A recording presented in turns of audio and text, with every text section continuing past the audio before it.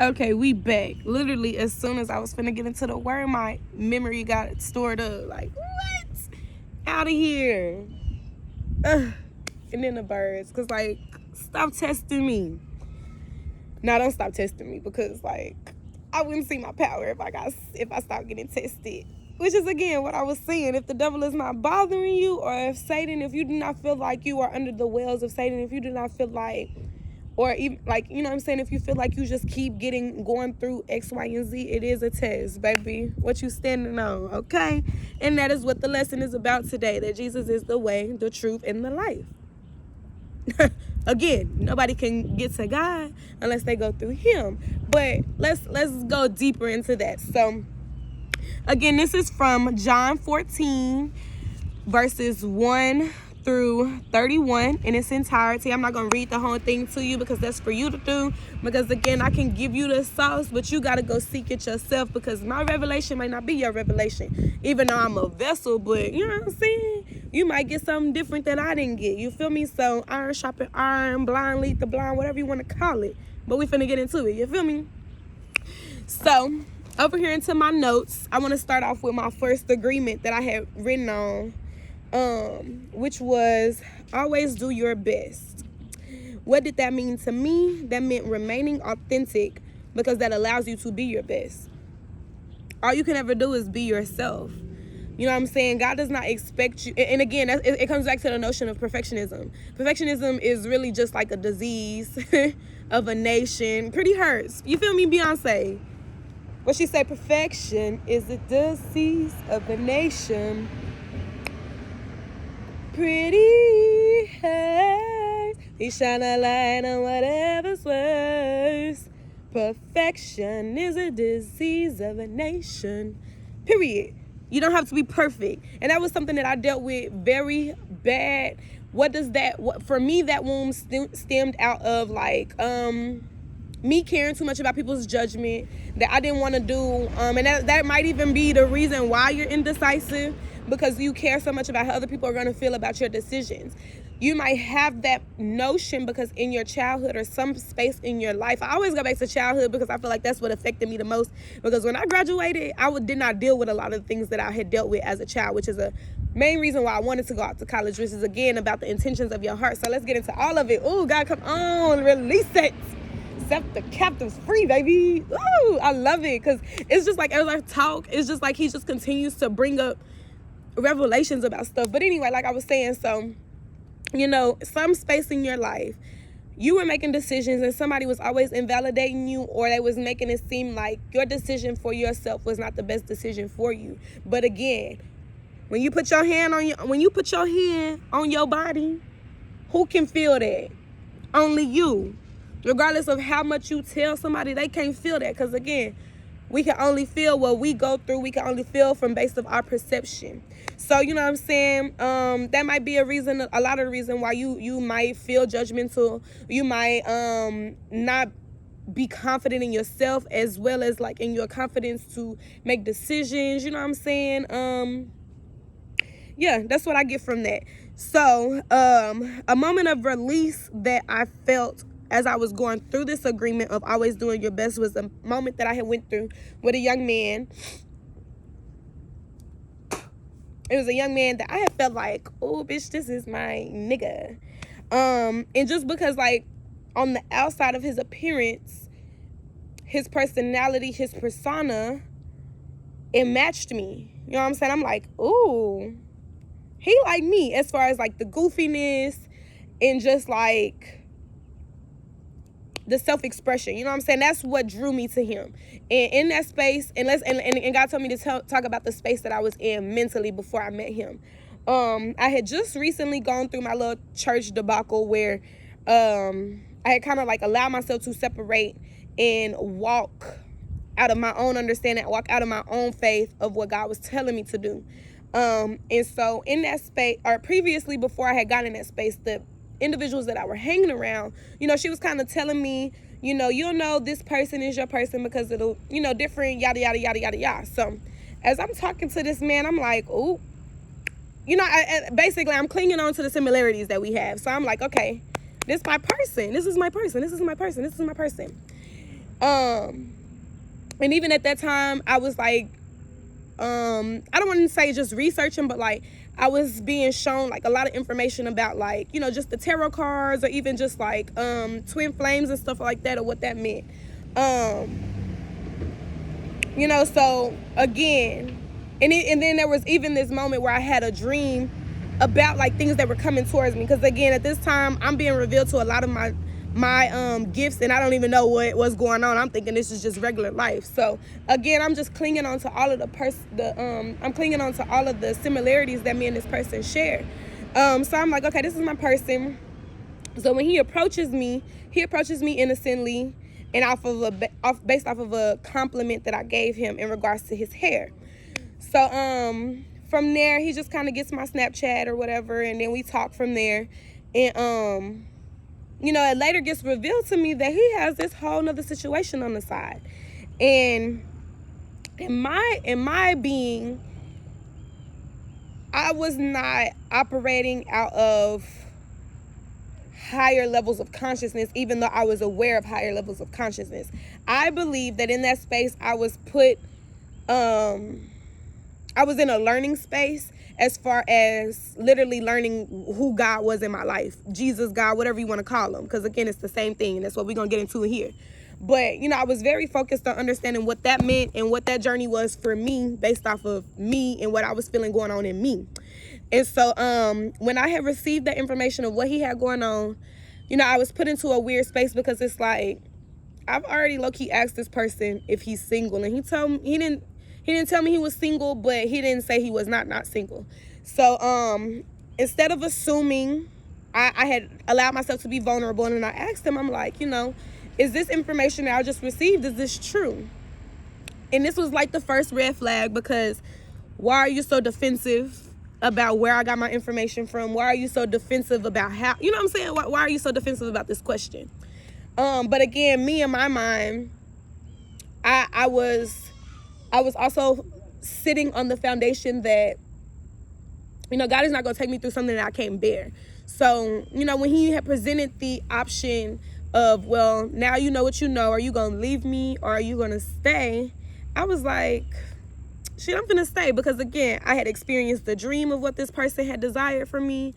And not only that, it just was like, again, this is like I'm going to be able to be myself around this person. I'm not going to have to, like my goofy side, I'm not going to have to always be serious. You know what I'm saying? So for me, it was a go. Like, I don't care about what nobody else is talking about. Like, God has brought this situation to me for a reason, and I am determined to figure out what that reason is for.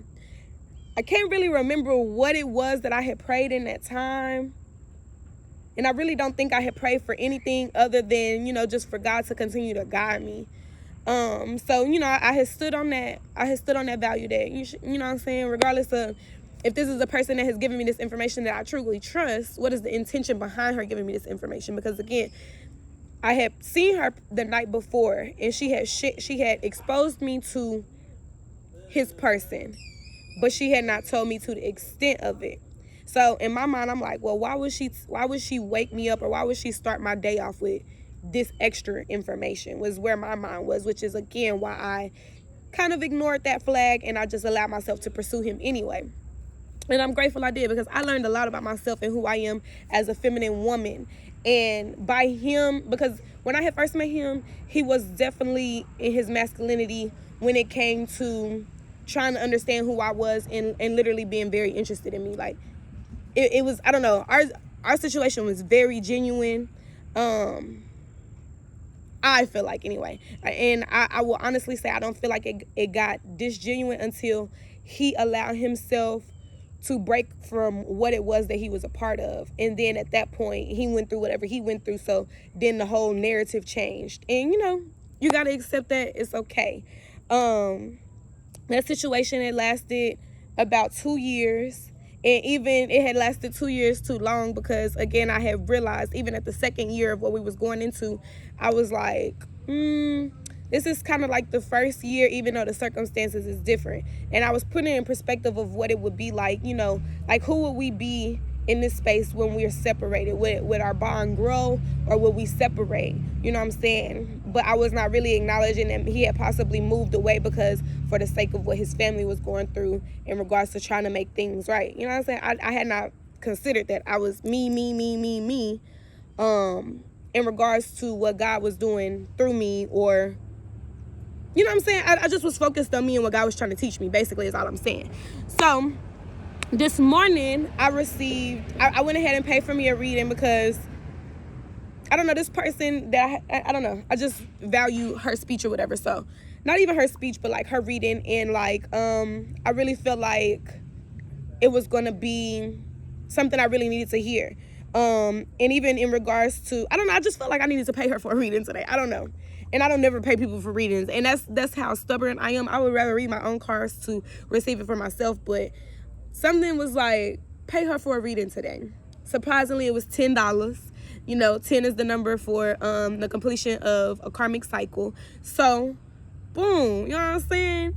I almost missed my reading, and it was so crazy because I had asked for a general reading, which means you need to be specific when you ask God for things.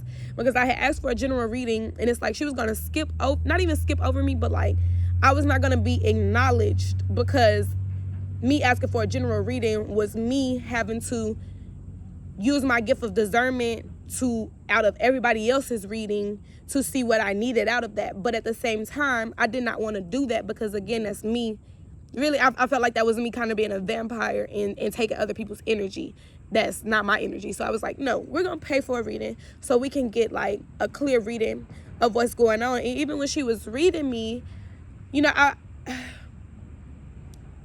I think I was expecting it to be a certain type of reading, but what she gave me, it's just clear. It made a whole nother, it cleared for me. You know what I'm saying? And in a capacity, I feel like she was like picking up like my sense of doubt, you know, as far as like, am I receiving the right information? I really feel like whosoever pursues righteousness and love finds life, prosperity, and honor, period. And when I say that's, again, part of this freaking message on today, I can't make this stuff up, y'all.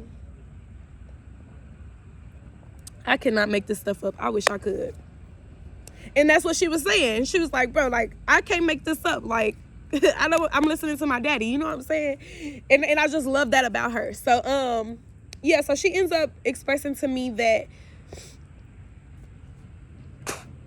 whoever I have been dealing with, they are receiving karma, or they are no longer protected by my favor. Now that I have cut them off and I have allowed myself to be free from the connection and the energy of that individual, they are no longer receiving the good graces that I had given them. And immediately I knew who she was talking about, because that was something that I feel like I had been acknowledging, but I was not really for sure. So it really did clarify for me, and it had like low-key set me free in the capacity where she was like, because what I was acknowledging is like, as I was with this person, you know, he was trying to get to a certain level in life. And, you know, I was there through that whole entire process. And then it's like, once he got where he wanted to be, it was no more me.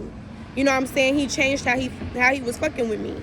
And it's to the capacity, I'm going to give you an example. Maybe a certain few people will know. And, you know, I was really, even when I was reflecting over this, like when God was giving me this revelation, I was still like, God, no, who am I to even have this type of power over somebody or through somebody? You know what I'm saying? So it comes down to the space where when we first met each other, he was trying to get a job at a high school. And, you know, he was taking these tests and he had failed them. And, you know what I'm saying? He had felt bad. And so I'm just like encouraging him. I'm like, bro, like, you can't have Jeremiah 29:11 tatted on you, but you still don't believe that you deserve better, or that you're worthy, or that you have better coming. Basically, is the encouragement I gave him the first time when he failed his test. So then, you know, he get discouraged because he don't get the offer from the school he wanted, but he gets a whole better offer to be in a whole different position of, again, what he desires to be. So then, boom, that's the first instinct. So then even when we come into this next school year, where he's now we're separated, even though we're still both working in like similar dynamics, but we're now separated. excuse me, we're now separated. And now he's trying to elevate in his position at that new school. And so, he's having to take these practice tests over and over again. And, during these times of when he's trying to take his test, he's asking me for, like, sexual favors. And I'm just like, no. Like, but I in that time, I didn't know what I was saying, though. So I'm like, no. So he's failing his test or whatever. So it comes like this one last time where, and I don't know if it was his official test or what, but it's this one last time where he asked me, like, just help me out. Like, let me, like, de-stress me, this, that, and the third. And I give in, and I'm just like, okay, well, pull up on me. We can do this real fast and go on about our way. He passes that test. So even I get to thinking, I'm like, how the hell does he pass this test of all tests? And this is the one test I decide I want to give him some. Okay, so cool, whatever. I just even move on with the idea. So even at this point, I think he had already revealed to me that his lady was pregnant again, which, again, God had already showed me that. You know what I'm saying? God had already showed me that she was pregnant, and I had just felt he was off. So I just so happened to text him. I'm like, you okay? And he, even then, in that point, he was scared to tell me what was going on. But, again, I had already known. So I was being funny, and I was like, she pregnant, ain't she? And he's like, he's just going around it. So I'm like, I know that's what this is.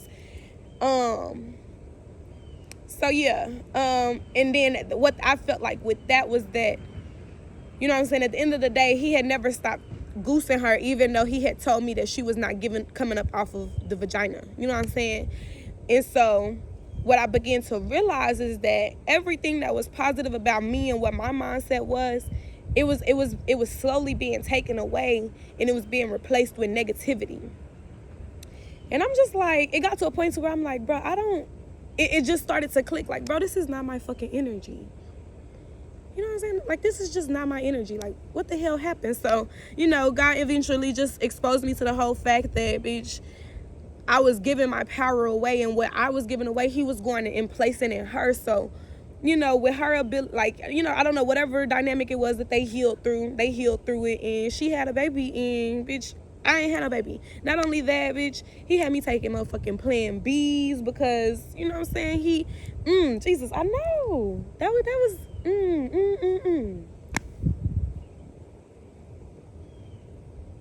So what if they both was doing witchcraft on me? And that's not even a what if. That's what God just told me, that they was both doing witchcraft on me. Sex magic. Taking my sexual energy and depositing it in somebody else for them to reap the benefit. But because she was not what he wanted, he had to take from me, which is what I had, what he wanted. He had to take it from me to give to her. That's sick.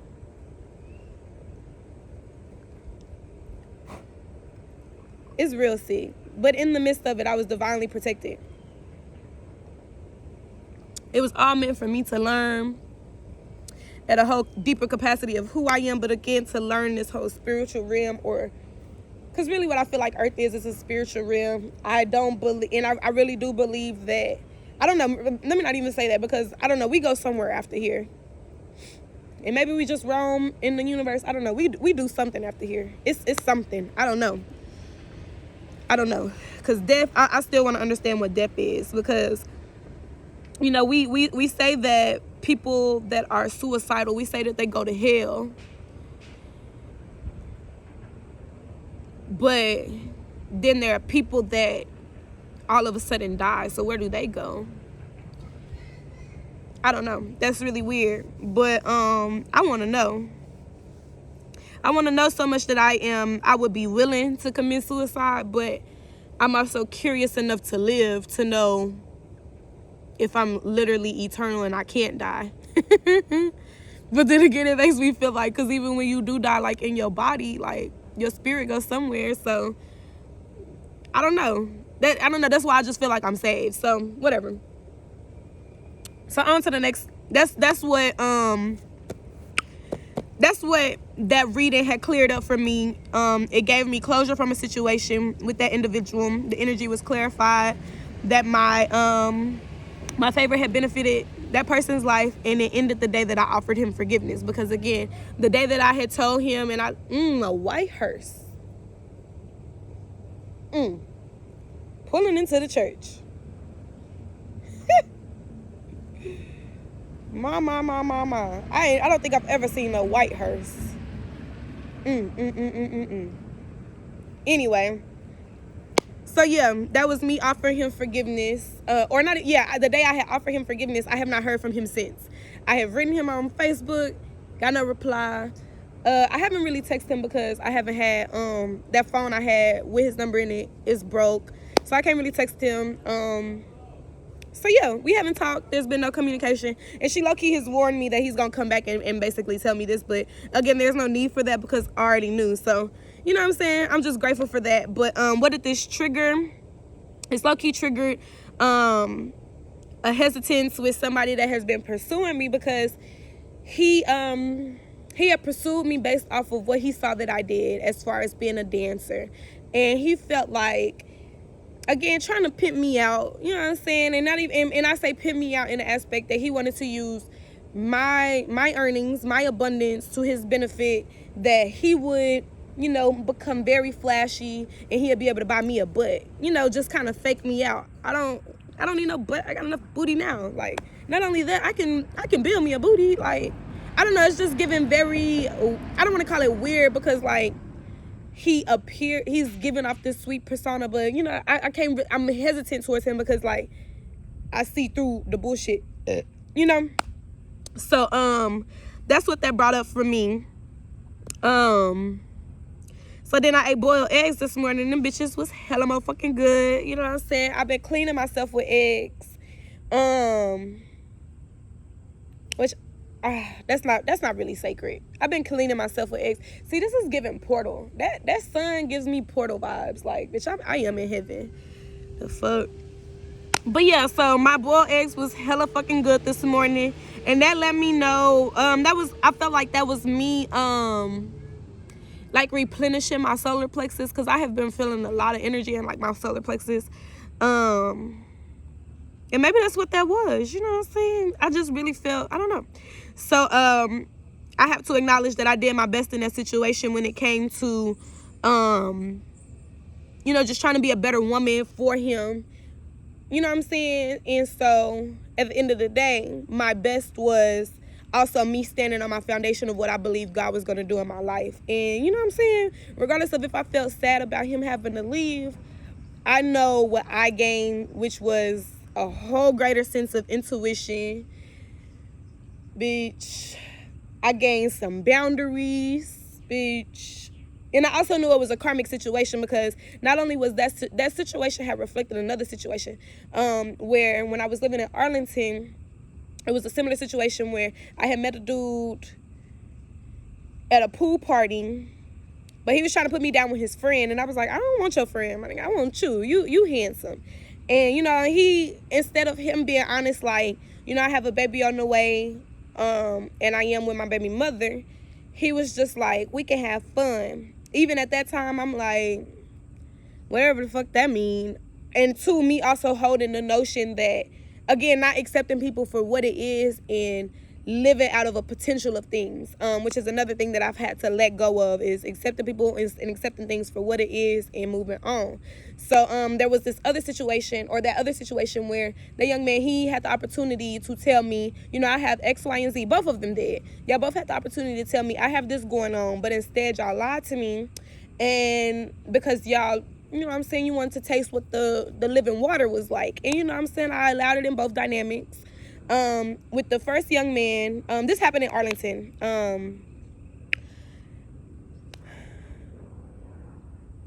Okay, let me not say with the first young man, because then y'all would think the first young man I'm talking about is the one I just exposed my situation in. So that's gonna be the first young man. So the second young man, the one that I feel like I was receiving karma about, because of the fact that I did not approach the ending of that situation correctly.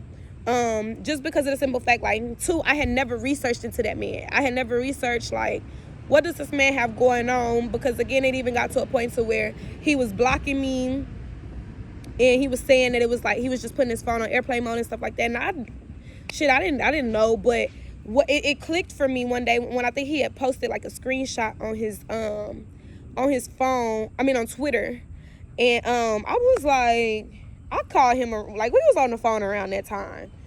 You know what I'm saying? Basically, he had my number saved, not as my name. You know what I'm saying? So I'm like, why would he do that? Again, still not paying attention to it. I'm like, okay, whatever. So then I get on Facebook and I just kind of like search a little bit, and so I find his baby mother. In both dynamics, I do this.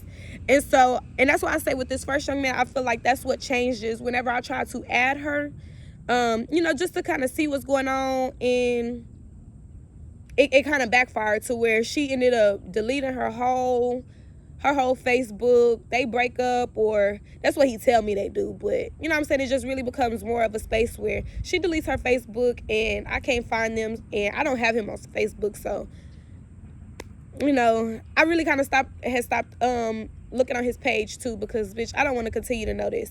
And I think he had already knew what was going on, because again, I was repeating stuff to him like, you in love on Facebook, but when you in my face, you not in love. You in love with me when you in my face, but on Facebook, you a family man. So again, it's not making sense. So it's not clicking, Steven. So yeah, I said all of that to say that, bitch, I did my best with that situation, and I'm glad it's over. I'm grateful for what it taught me. You know what I'm saying? Because even too, it taught me how. It taught me about like my own self-perseverance, as far as how much I believe in myself, how much I believe in God, and how much all of that. Like, people was constantly telling me, you know what I'm saying, they was really trying to warn me, but I'm like, I can't listen to y'all, because at the same time, I didn't trust nobody. And really, I didn't trust nobody in the capacity that I felt like everybody was being jealous. Because again, I'm not somebody that is, like, I wasn't making it known that we talked, but like other people, I think they could notice like how we would fool with each other. But I wasn't making it known that we talked, compared to other people. They was all in his face and this and that. Like, I don't have to do that. Because, bitch, I see a side of this man that don't nobody know about. And maybe y'all do know about him. I don't know. But I see a side to this man that don't nobody know about. And, bitch, I'm not going to compete with you hoes. You know what I'm saying? And and that's why I ended up letting him go, because I'm like, bro, even your fiance don't even, and maybe she do, I don't know. But even your fiance, like, you know what I'm saying? Like, and that's the thing, yes, was whole engaged. Even your fiance, I feel like, don't even know you, like, like I know you, like, and I knew that because, like, again, it's just certain things that we was talking about and stuff like that. So that's that. We didn't let that go, which I let that go way last summer, but like energetically, that tie it's been released, and you know what I'm saying, my stomach, she's been feeling great ever since. So I feel like that's what that rumbling in the jungle was like, bitch, tap into this energy. But I couldn't really decipher what it was, but now we got it. So then we come into, that message was on page 80. So then I looked up what that number meant, and it means unending abundance. Abundance can be in anything. It could be in your mindset, it can be in your money, it could be in materialistic, which I guess those are two things, but like, you know, abundance can be anything. And I really just want to stick to the mindset and your material, because again, that's the spirit and the physical. So then the unending abundance, which is also connected to the manifestation of your thoughts, because that's also something she revealed to me, is that my power is literally in my thoughts, which I had already begun to know, which is why it made more sense why I was having to go through casting down the intrusive negative thoughts that I had, and not playing into them, not internalizing it. And that's why I say here it says good and bad, and then the song that had came through was Throw It All Away by Summer. And I feel like that was just explaining like my situation and how I felt towards him. Is like, how you gonna throw it all away, treating me like it was nothing? You know what I'm saying? Like, I don't know, I just felt like we had got very personal in life, and I know we did, because it was just for his friends to be able to come up and talk to me about stuff. And I mean his closest friends, not the friends he had picked up based on, you know, working together, like co-workers, friends. No, like his closest friends, you know, they would say things. So like, you know, again, that was why I was thinking this was my person, because it's like, oh, you talking to me, to these niggas. So it's you feel some type of way, for real. But yeah, so be watchful, be mindful of your thoughts. A number that comes with that is 111. Like if you see ones a lot, because again, one is representative of individuality. It's also into I wanted to say intuition, but it's new beginnings, you know what I'm saying? And a lot of times we can't get to our new beginnings because our mindset is so fucked off. And sometimes your mindset is fucked off because of how you believe in yourself, and it's fucked off. How you believe in yourself is fucked off because of how other people have made you believe in yourself. So you know what I'm saying? If you're going through a space to where you are being tested in how you believe and how you talk to yourself, lean all the way into it. I highly encourage you. It's life-changing. And I want to say it's Romans, but it says, be not conformed to the ways of this world, but be renewed through the transforming of your mind. And that was like literally the first verse God had ever placed in my heart, and he had it on repeat before I got started into my journey, like real good. Like that was the first thing, you know what I'm saying? So really take that. So then when I went to read deeper into what page 80 was talking about, the agreement was, again, to always do your best, but it explained that people that escape their life is because they don't like themselves. And again, this is another space that I had to release, because even last night when I felt like some type of weird ass energy, I got into this impulsive energy to where I'm like, bro, I got to get the hell up out of here. Versus it just being like, girl, no, lean into this and talk yourself out of it and speak to it. You know what I'm saying? And it was trying to make me feel like I didn't like myself because of, again, it's just a projection, because again, I can feel people's energy and I take it on as my own energy. And that's another way that I have to be better about my gift of that. So, you know what I'm saying? If you don't like yourself, you will definitely find these coping mechanisms instead of just allowing yourself to deal with it, which is why I feel like the world is definitely in a distraction in that capacity, that nobody wants to deal with what it is that they're feeling when it comes to the pain that they are holding inside. They would rather be out partying, or they would rather be out excessively working versus allowing themselves to nurture their life outside of what the world has created this identity to be. And you know what I'm saying? And that's why a lot of the time that I preach, I speak, I teach about balance, because it's not a bad thing that you do that, but to be overindulgent in it is, because now you are idolizing it. So, coping mechanisms are, again, the excessive working, smoking, and drinking. These are also addictions. These addictions, you know what I'm saying, it's anything overindulgent. Again, it could even be porn. Again, I've spoken on all of this before. So, then I also wrote, doing things without expecting makes room for one to receive plenty. And that spoke to me in a sense, because I knew my intention was pure when it came to healing people, but what was not pure was how I was wanting the glory of getting these people back to God. You know what I'm saying? I wanted the glory out of that. And today's sermon really, I'm a preacher, bitch, because why do I keep saying sermon? I'm a preacher, bitch. Fuck it. But yeah, I was even though I know my intention is pure to get people to heal and get back to Jesus, or just acknowledge the Jesus that's in them, because it's not even getting back to Jesus, it's about acknowledging the Jesus that's in him or in you. Oh God, I hear you. That's why I'm karma. That's why I'm karma. I give people, I literally, like, the Grim Reaper, all of that. I am the resurrection and the life. That's why I feel like God is a woman, like Ariana Grande said. Like, I don't know. I want to be a part of the Illuminati, because I don't feel like they as dark as they are. I feel like it's dark individuals in it, but I don't know. Even that is balance. It's duality. That's in the book too. I don't know. It's crazy. So, now I have to practice giving out of a detached space. Give without expecting. Give without, and then that's so interesting, because that puts the perspective of give and receive. You know what I'm saying? Or the balance of giving and receiving, where I'm not going to give unless I'm receiving something, versus, God, I even hear you say that I was not wrong for always giving, which is why now I'm in a space to where I have to receive. Sometimes God will literally put you in a position to where you stop giving so that you can receive. So in some type of capacity, there is still even a balance that does need to be withheld in that. And I have said this before, that if you give, that's why it's important for you to have boundaries, because when you give within your boundaries, now you are giving out of a purity. Now you are giving without expecting something back, versus giving when your cup is empty. Now you want something back. And sometimes, you know what I'm saying?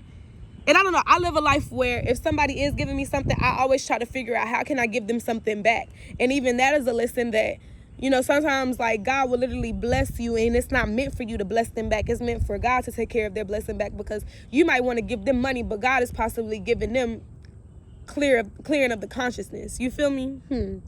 Even that's a revelation. I hear you, God. I hear you. So it says here, as you practice doing your best, you naturally accept yourself. So then all of that other shit that you're going through in your mind, it gets alleviated. You get delivered.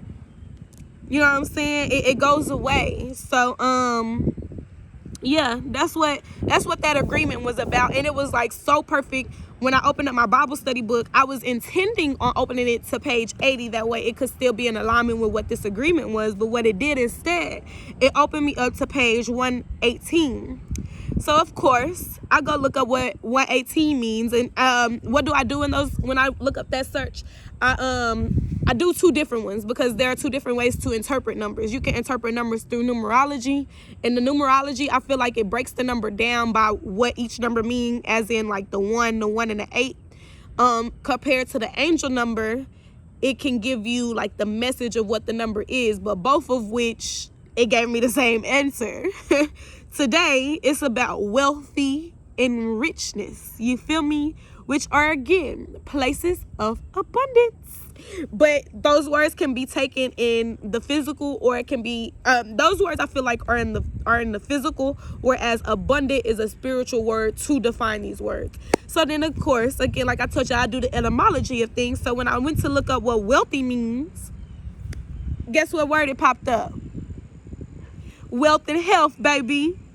So it's about your well-being and allowing yourself to hold a happy space so that you can be prosperous. Well, what does it mean to be happy? You choose to act out of love. You choose how you feel. You choose the purity of your heart. Oh God, it just gets so much deeper. You know what I'm saying? I really feel like I'm not even gonna have to read y'all what I done read, that's meant for y'all, and that I just need to read y'all my notes. Cause baby, my notes, I feel like the lesson was like so good that I really didn't even finish reading the whole book. And I really probably do need to do that.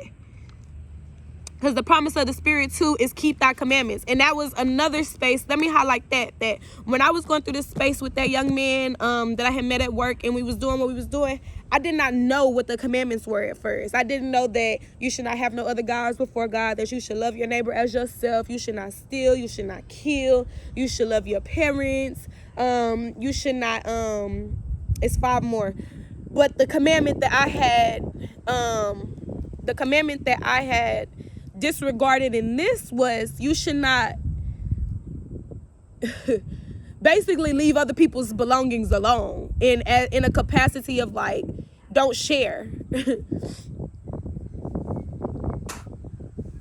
Instead of me acknowledging like he has a fiance, he has already made a commitment before God who he wants.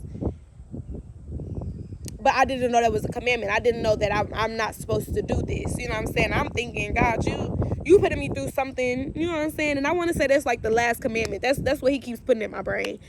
And so I didn't know that. I had not had that knowledge, nor had I looked into it. Yeah, my throat chakra is clearing. So excuse all the spitting, but we getting clear over here, baby. It's in my nose too. That's where shit coming from. But it ain't gonna come out my nose. But again, your nose is self-worth too. Swear. You feel me? Y'all really got to get tapped into this motherfucking spiritual shit. But anyway, so then when we get into the etymology of what richness means, it means to be powerful. And then guess what word also was with it? Wealthy. Man, I'm singing Handsome and Wealthy in my mind from the Migos. Is it cause a nigga handsome and wealthy? Is it cause a nigga cool like a professor? Yeah, so yeah, that's another song. So then it also came up with the word, what word also stuck out to me was sumptuous. That word means that you are expensive looking. You feel me? And again, that's temptation. And I think that's a lot of what this person, and I'm gonna be honest, that's what this person kept telling me, like, bro, no, I'm just going through a lustful period, like, no, we not doing this, and I'm just like, I mean, if this is lust, why the hell are we connecting at different levels? Like, bitch, we talking about stuff that people that's involved in lust, they don't talk about. But, you know what I'm saying? I want to say I had asked him, not even that I had asked him, but I know the difference was when before I had like even acknowledged him or met him and he was seeing me, I was carrying myself like always. Like, I mean, I was a substitute. Like, that was why I was a substitute, bitch. I got the opportunity to get up and get dressed for the hell of it. Like, so I'm gonna be a bad bitch. And still finna get in here and help these kids. You know what I'm saying? So, and not even that I would look expensive, but like, I looked expensive. So, you know, I know that's what drew him in, because even when he saw me, bitch, he followed me to the classroom. So, I don't know. It's just a whole bunch of energy in that. So yeah, carry yourself good, carry yourself with grace. People notice that, people see you, you know what I'm saying? It, like, people notice that, how you, and then that's a lot of what this world is about too. It's about your image. A lot of people are not gonna move, like, your presentation really does rule the nation, you feel me? So, also, your presentation can be your authenticity as well. And don't, my advice to you is not to hinder that for, you know, basically higher fame is really what I'm hearing, you know, which is, again, what I was kind of spoke about yesterday in regards to, like, the Illuminati. It's like, to some capacity, they definitely sell themselves short for, and maybe that's the whole point, is that for us, they have to portray a certain image for the world. And I really don't believe it's out of a space of distraction, but at the same time, it kind of is, which is a lot of the reason why they get put into these deals to where they can't say much, because what they go through it's an agenda, even though I believe that they have, I believe that they get to choose how they present this agenda. And I love using Summer Walker as the example because, again, excuse me, you could tell the difference in her album covers. In Last Days of Summer, which, again, I feel like was, like, literally the last part of her being herself, or, you know, they talk about clones and shit too, but I don't know if it's so much clones, but I think they go through things that they have to sacrifice. And so what I believe that Summer has done, I believe that she has sacrificed her body for her to receive the resources that she needs so that she could put forth what it is that she really needs.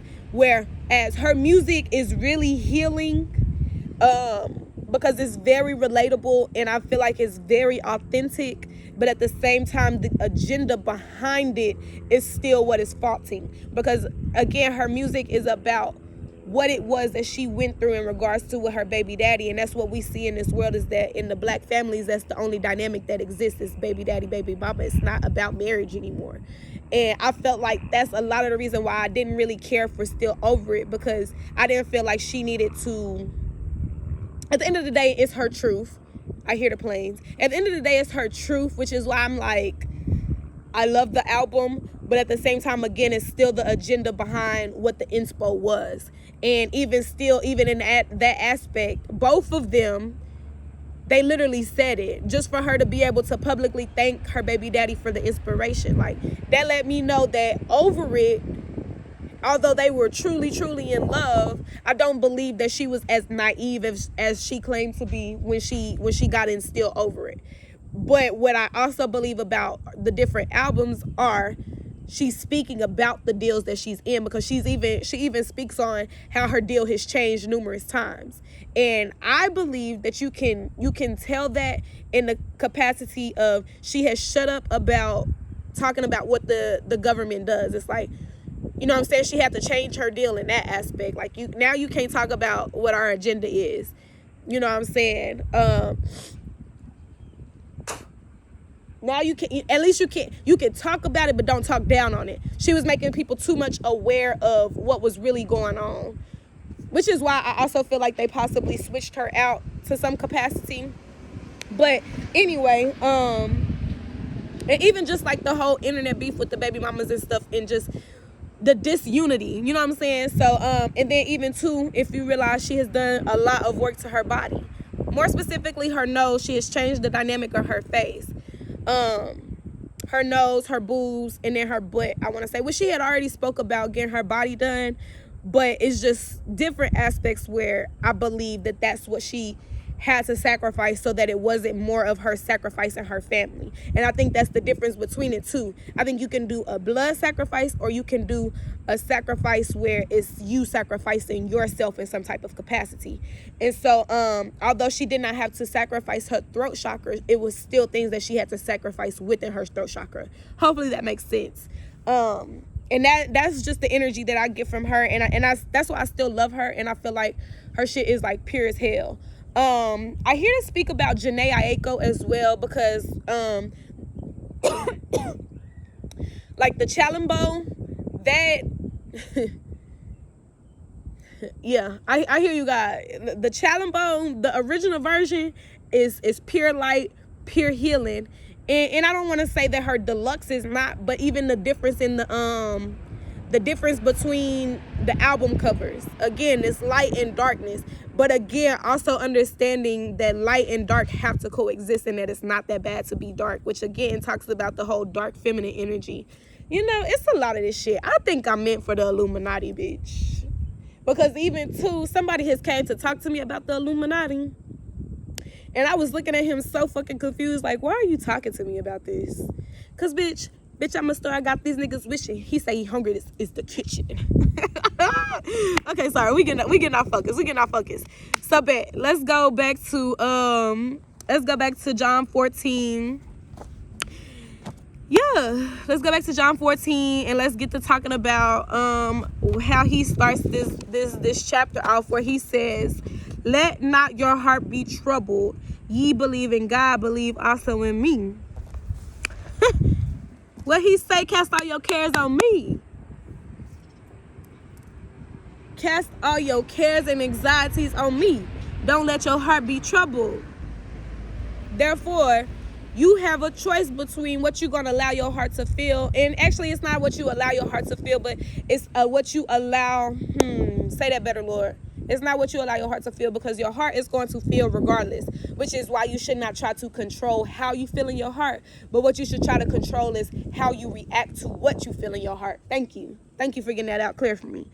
And then, so what I first wrote down in my notes was the notion where, here it is in the next one, where he says, "In my Father's house are many mansions. If it were not so, I would have told you, I go to prepare a place for you. And if I go and prepare a place for you, I will come again and receive you unto myself, that where I am, there ye may also be." You know, when I had first read it, I really wasn't understanding it. And then as I'm reading it, it's really like a mindset. Like, you know what I'm saying? Like, everything becomes beautiful in its time. Like, he has a time that he want to wake you up. Or it's even more so, because even for me, even though I feel like it definitely was a divine timing, it still was a choice that I had to make, which is again why he says few, or everybody is called, but few are chosen. There are many harvesters, but few will labor. You feel me? I hope this is all clicking for you all. Because when I tell you it clicks for me like a motherfucking connect the dot, that's what I'm a loving mean. So whenever Jesus said, "I prepare a place for you in my Father's place," I highlighted 3 things that he also said. He said that I won't lie to you about doing so. Therefore, what they say, he's a man of his word, period. Stand on it. He says, you must believe in me to see him. Therefore, you must believe that there has been a Jesus, or that there was a crucifixion, and a rising. You have to believe that in your mind. But at the same time, it's like, it's also, as literal as it is, it's also still metaphoric. So then it says, where I go, you go. That let me know that, bro, as I accept you, that means that I'm accepting myself. As I seek you, that means I'm seeking myself. And that's exactly what he taught me in the midst of literally going to seek out knowledge. Like, as I seeked out knowledge, I began to acknowledge, and again, seeking out knowledge through this book. Yes, it is, because it has many clues, signs, and wonders in here about what to do, but at the same time, it is not meant to scare you. And I think that, and that's a lot of, I think I hear blasphemy because that's what everybody else was saying, but I knew that I was not blaspheming him because of what he was exposing me to. Like, he was exposing me to the fact that, yes, I need to understand this Bible, but no, I do not have to live in a box, because that's what I had begun to do when I had first got on this journey. Bitch, I felt like I was in a motherfucking box, because again, I was doing what he was telling me to, as far as me, and maybe that was the whole point to it, that it was me trying to prevent certain things versus, but at the same time, it's that's not a bad thing, because again, it's a space of awareness. Like I said, there was times where I was not putting myself in positions that I knew I was going to be weak in. I had struggled so much with like fornication. Really, it was like a lot of the marijuana is really like the main thing that I was really trying like my hardest to. And really, I would say fornication too, because I literally was just, I don't know, I had literally put myself in a box. Like, I was staying in the house all the time, because like, bro, no matter where I go, people sexualizing me and all of this and that. So I had put myself in a box. So anyway, on with the notes. So next, it gets to the point to where one of his disciples, Thomas, he asked, well, we don't know where you go for us to follow. So how we supposed to know what to do? You know what I'm saying? Like how we supposed to follow? We don't even know what to do. Jesus said, he just confirmed him again, baby, I'm the way, I'm the truth, and I'm the life. No man shall see him without seeing me. So then that put me in perspective again with the whole dynamic of I have to take up Christ as my own being. When I was going to church, that was like one of the main things that got highlighted to me when I was going to Sunday school, was how they just kept highlighting how even though Jesus was aware that he was different, he was still setting himself equal to people. You know what I'm saying? He was still setting himself equal as far as calling them brother, sister, friend. It was never like he would never degrade them, basically. Like, he was always setting himself equal, because again, although I am God, I'm just a flesh of who he is. Which is again why you have to take up his characteristics as far as Jesus' characteristics. That's why I say we're not supposed to worship Jesus, but we are supposed to be Jesus. Which I guess everybody teaches that. Oop, the wind comes, thank you. We're not supposed to worship Jesus, but we are supposed to be him. And I think that is the complete difference of what is being taught, that we are being taught to fear Jesus as he's coming, which in result, we still miss him, because again, we are expecting him to be outside of ourselves when it's inside of us. Tap in, baby. So then, boom, what did I next highlight? I highlighted the spirit. That's the only way to understand him, because again, we can't understand the resurrection without acknowledging him as a spirit. Bitch, he's died to his flesh. He's died to his flesh. We watched him die in the flesh, but yet this man still got up. Oh, that means he walking by the spirit now at this point. So the same proves to us. And I feel like that could be in both wakings of life, whether that's in this life or when it comes down. God, I hear you even answer my question to death. that even we don't even leave this realm. When we die, I hear you. It's like a reincarnation. That's what it is. Which is, again, why we feel like we can, why we are reminded of certain things. Like, our spirit never dies. Unless you are an individual that really did not acknowledge him before you left. But an eternal being, you are always going to feel their energy. The dark energies are those energies that, yeah, they passed away without really being ready. So now those people that be in low frequencies, those are they house those bodies. Is that really real? I mean, that just came through my head, so it's got to be real. So anyway, so then when I, again, with this highlight of the spirit, I begin to acknowledge even just the steps that Jesus went through before his crucifixion. He was baptized by his cousin, John the Baptist. He was baptized.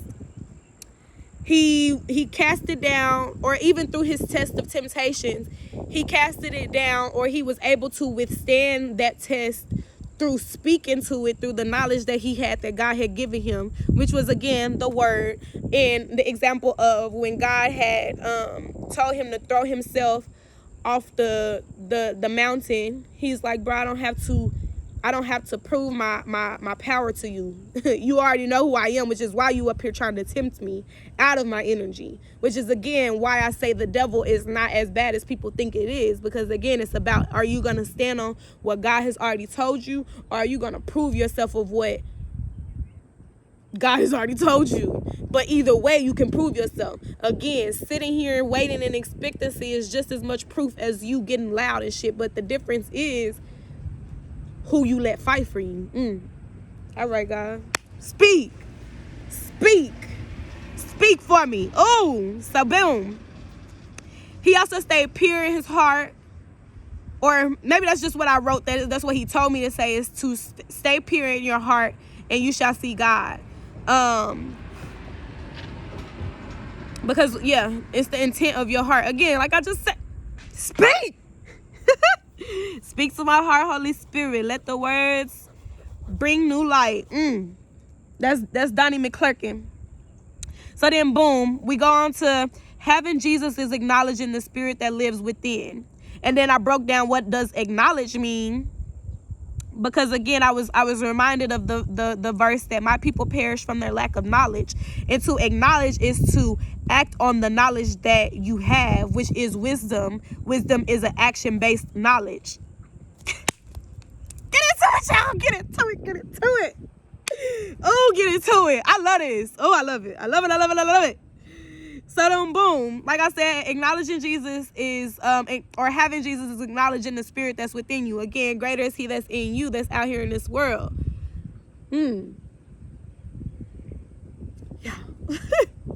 Y'all, get into it. So then, even too, how do you even acknowledge Jesus? It's the frequency of love, baby.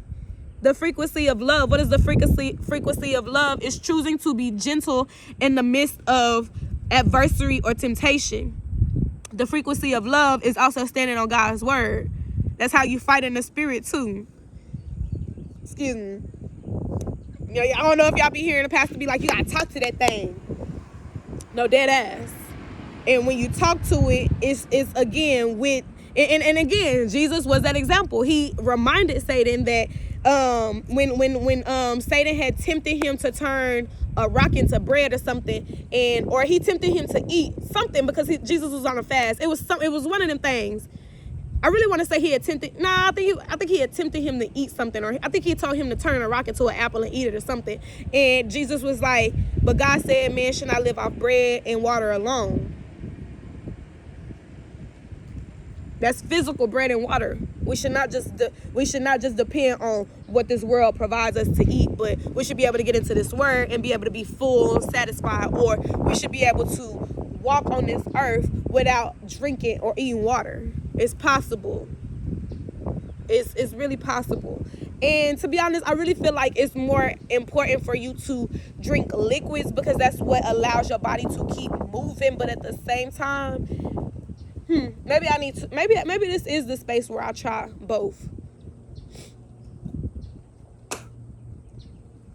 I hit a leaf that time.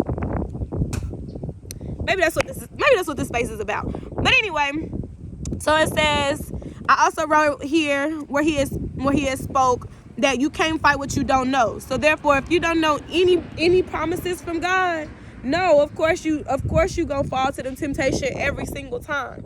And I feel like I don't want to say I feel like I was different, but at the same time, I don't even want to say I had not acknowledged God enough. But again, I just feel like he had put me through the wilderness so that I could learn what it was that he was teaching me, period, point blank.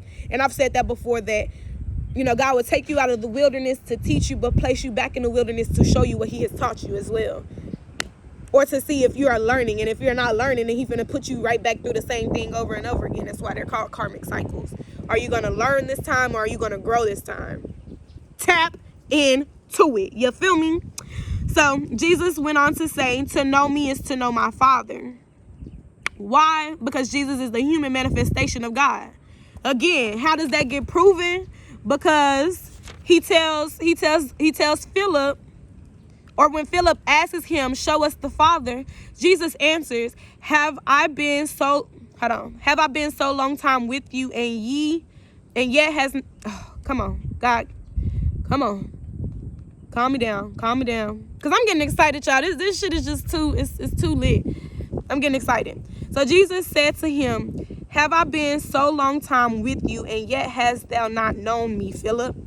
He that has seen me has seen my Father, and has said, and how say thou then, show me the Father? Therefore, again, I am the Father in the human flesh.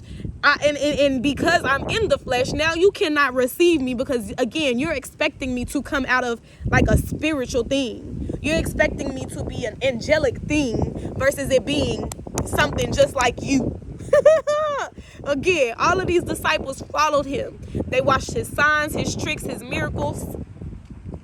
Yet nobody had believed him to be the God-given manifestation. Why? Because again, the way they was believing. That's my perspective of it.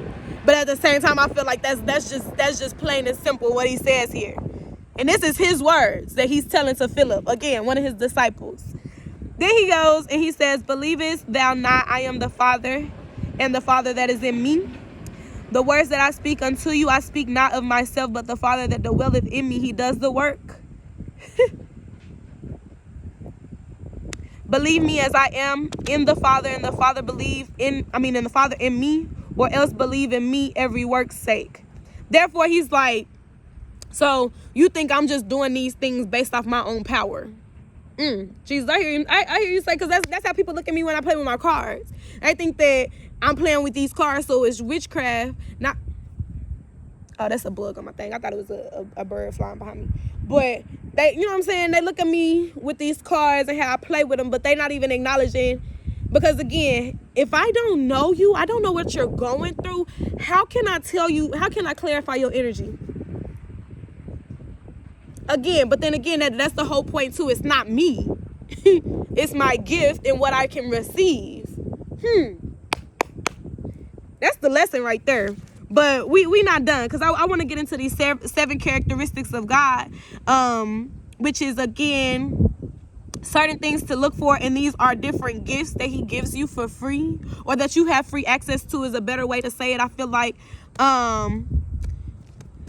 So yeah, when you take up his characteristics, or even what allowed me to begin to acknowledge God was, it was several things. He told me to tell you about the verse where he says, a bird, or the example of a bird, ravens, how they fly through this world freely and they don't worry about a thing.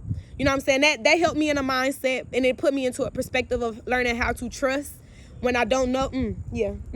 Even though I'm still, I guess, not really learning that lesson, but I think I am at the same time. Anyway, but that's really not the example I wanted to hear. Use. It was a different one. It'll come back to me. or I think that's what it is. I don't know where it was, but he was like, I'm in everything. You know what I'm saying? I'm in everything. So I began to acknowledge, again, bringing light to everything, even in the darkness, because again, I can't say all things work together for the good of them that love the Lord and still just be so upset and sad about the bad things that are happening. I can't feel that way when I know he told me I'm going to have long suffering. I just can't feel that way. You know what I'm saying? You got to pick. And again, that's a lot of the reason why I had got out of the Bible, because I felt like it was contradicting, but I feel like it's supposed to. Because if you, again, it's supposed to contradict so you can go, seek God. Y'all tap into the man. I can't make this up. Oh, I can't make this up. So let's get into the 7 spirits of Christ so we can get on up out of here. So we have discernment. That is one's ability to make decisions, which is your gift of judgment. Discernment. A lot of people want to make it seem like it's the difference between seeing good spirits and bad spirits. They want to make you seem like it's you know what I'm saying? And it is about the ability to see. It is. It's definitely about the ability to see, but it's about the ability to see and know the difference between a high spirit and a low spirit. Because again, I don't really too much think in things being demonic, because again, all things work together for the good of them that love the Lord. So again, and we're not even finna say what my. We speaking up. We listening. So that's what discernment is. Your gift of judgment. And I don't know if you feel your ability to make decisions for yourself. Your ability to seek out extra information. You know, a lot of people will try to ridicule you for you asking questions. A lot of people say don't question God, but why would I not question God when he tells me to question him? When he tells me to ask and I shall receive. When he tells me to seek and I shall find. When he tells me to knock and the door shall be open. Your judgment is very imperative. So then we come down to faith. Where's your focus? Fear and faith cannot sit in the same seat. Why? Because fear is a negative, low emotion that is going to have you going rampant. And that is a lot of what I used to move off of was fear. That creates attachments. That creates, it creates a whole debacle of destruction. And destruction in, yes, the negative way, and not destruction in a way where things are being torn down so you can get new things. No, it tears it down to where you have no trust in God. That's what fear does. And that's basically what fear, like you allowing fear to overcome you does. Because again, fear, you can't shake fear. Why can you not shake fear? Because fear is always going to arise when it's time for you to do something new. It's always going to rise. Because again, it's about what are you going to do? Are you going to continue to transform your mind, or are you going to allow this to stall you? So again, faith can sit here because again, now you have acknowledged that I'm going to allow this to transform me in whatever way that this, Jesus. He's speaking to me too, y'all. Now with faith, now I'm going to allow this to transform me in whatever way that it's supposed to, whether it is, I can't even say it's going to transform me for the bad because there are no bad transformations. My hips they're starting to hurt. So boom, fear and faith cannot sit in the same seat. Although fear is not something that you can get away from. You can pray fear away from you, but again, it's going to either serve as a motivational factor or it's going to serve as a stagnancy. All right? So bet. So when it came down to love, it says, what was the reason?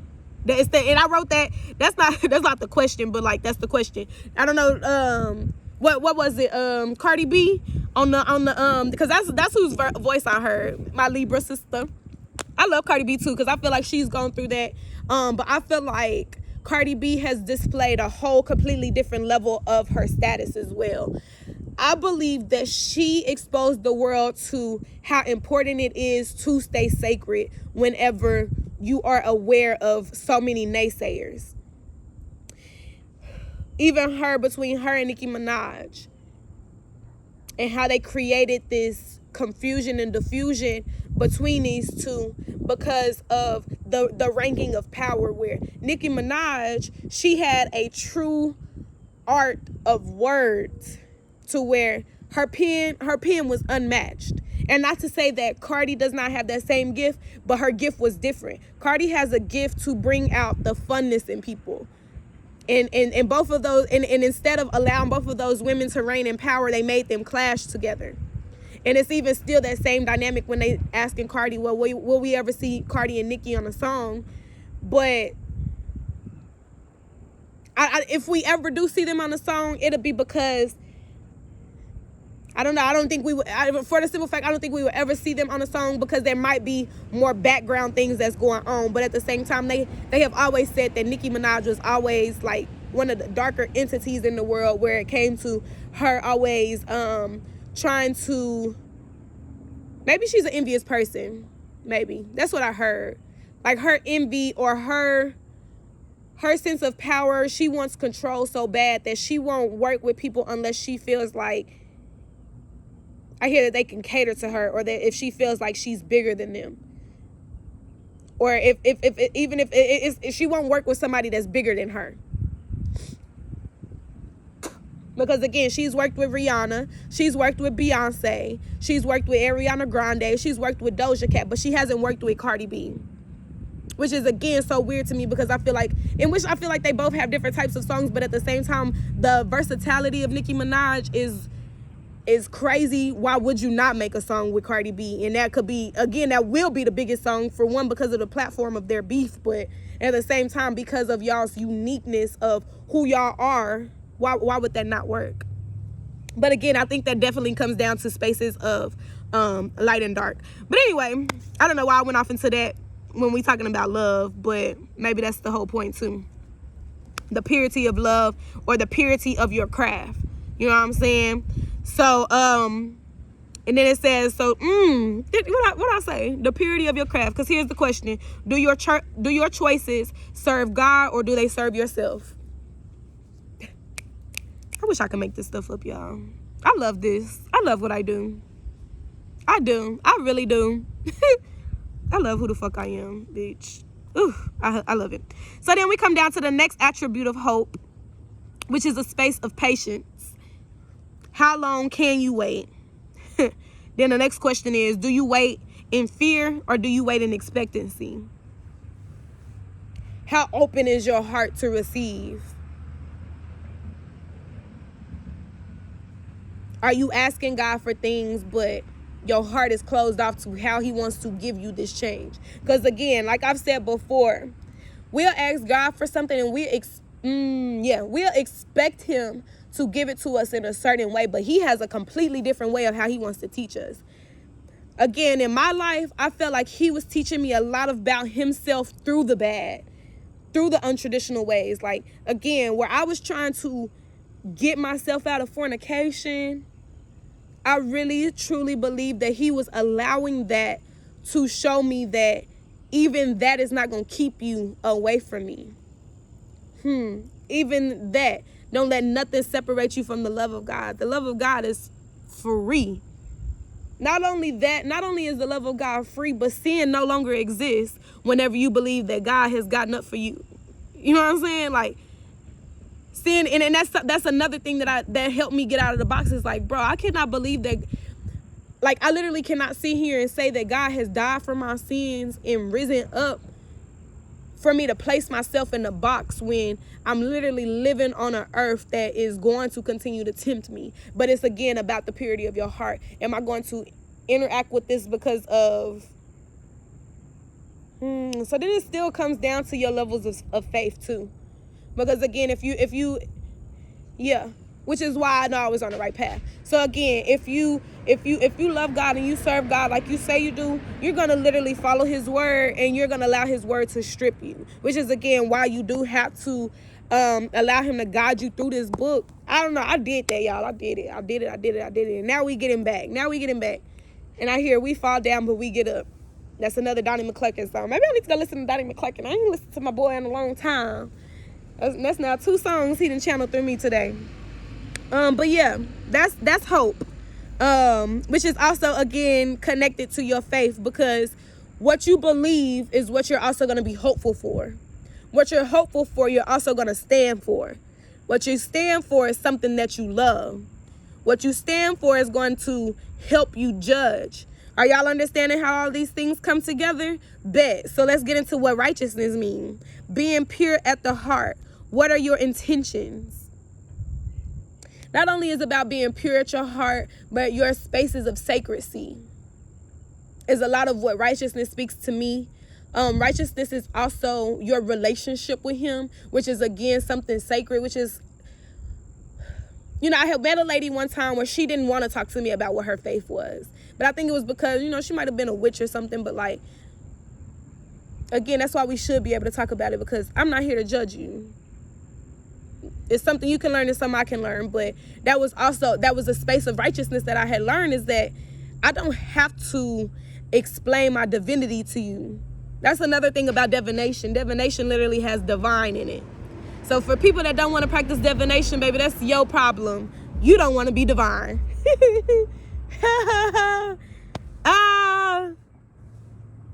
I just wanted to say fuckers. Anyway, yeah. So what are your intentions? That's righteousness. What are your intentions? How sacred are you? Do you share your sacredness out of a space to heal, to be a vessel? Or do you share it out of a manipulation to gain something? And I felt like I was kind of in both of those spaces, again, where I'm acknowledging, God, I want to heal. But again, the way to heal is to use your testimony. So really, it was really more about me dealing with the projections of people trying to make it seem like I'm manipulating people.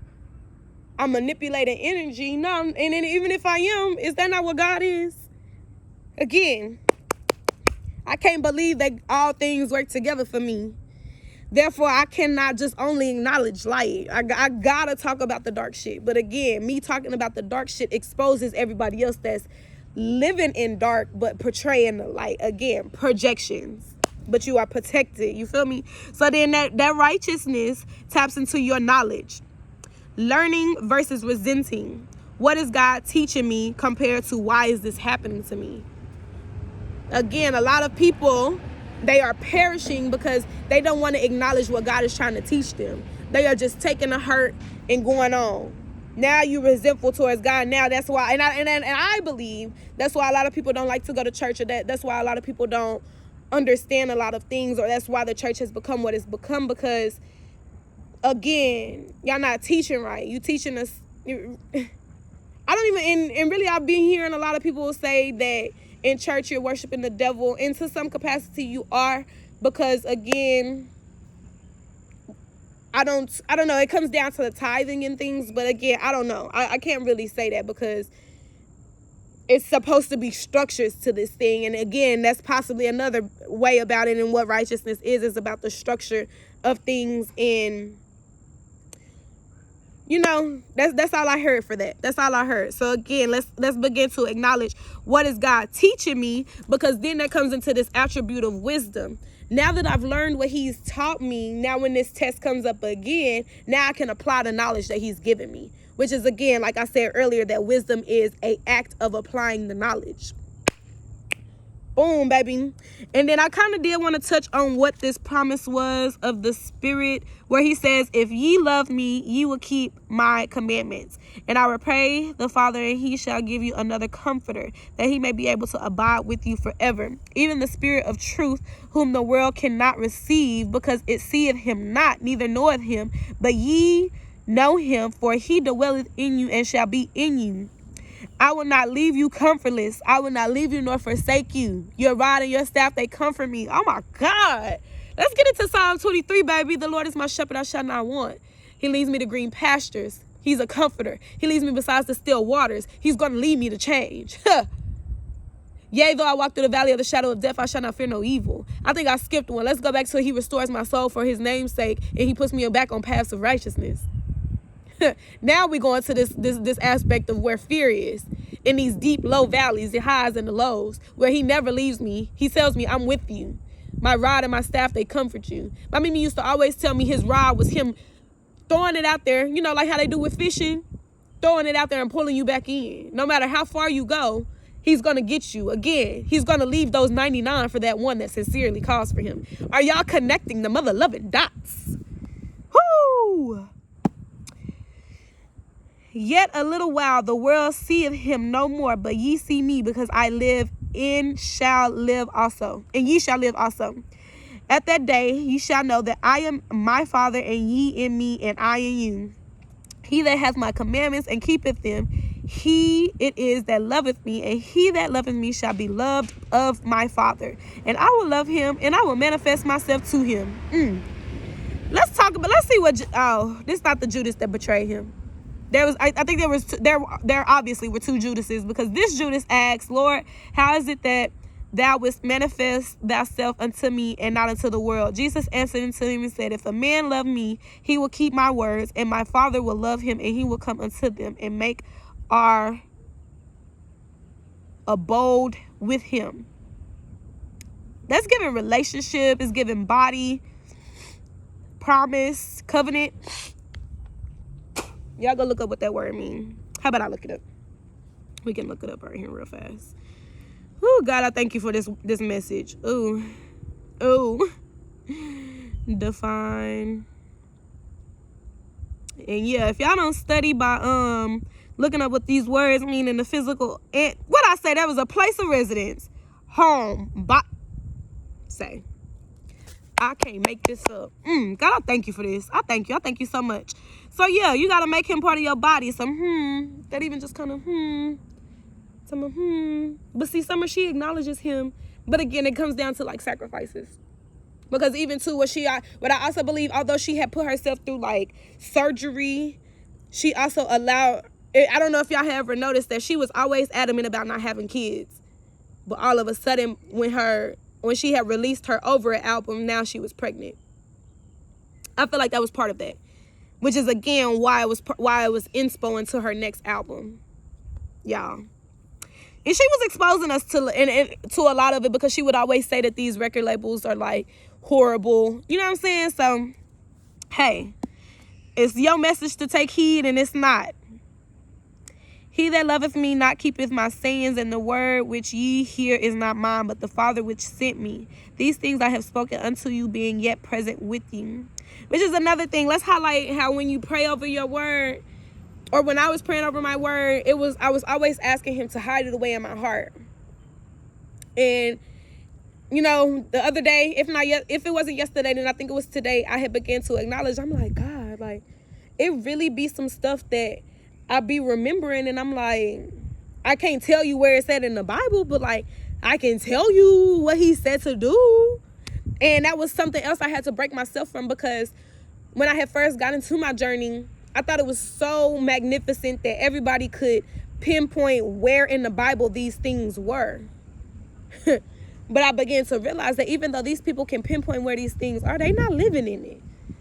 And again, they begin to acknowledge that even the devil knows the Bible. So again, a lot of people can know the Bible, but they're not living it. So again, you're still not keeping his word, like he says right here in red, to do. That was the difference between me and certain individuals.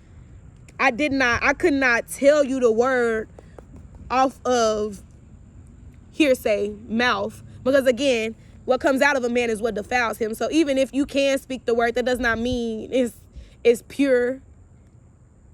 But through your actions of what it was, you will know it's pure. Which is, again, why they say actions speak louder than words. Let's get into it. Which is, again, why when you stand up against the wells of what the enemy are, or when you stand for what God is, that's why you go through persecution. Persecution, conviction, crucifixion, being casted out, exiled. But he's a comforter, which is the Holy Ghost, whom the Father will send in my name. He shall teach you all things, and bring all things to your remembrance, whatsoever I said unto you. Peace I leave with you, my peace I give unto you, not as the world giveth. He knows how to move you. He knows how to take you around the enemy. He knows how to hide you in the comfort of his arms. You'll have peace that passes understanding, and you'll have joy. It's like a river ever flowing. It's ever flowing. It's ever flowing. That's Yolanda Adams. The battle is not yours. And that's the live version of it. My favorite version of it. So yeah, as my stomach gets active, and I'm finna get up off of here. He says, ye have heard how I said unto you, I go away and come again unto you. Yeah. going in and out. Because again, if he sits into you too much, how can you how can you apply what he's teaching you? Yeah, again, an attack. Woo! Yes, Lord, release something to fart. Ooh, I'm scared to fart though, because that might be crap. So yeah, greater is he that's in you than in the world. That's not what they say right here, but I gotta go because the energy is moving through me. I feel like we have completed what needs to be said. So my assignment to you is go to find what the commandments are. Seek better understanding of what the 7 spirits of Christ are. Seek him, baby. That's all I got for you. Thank you.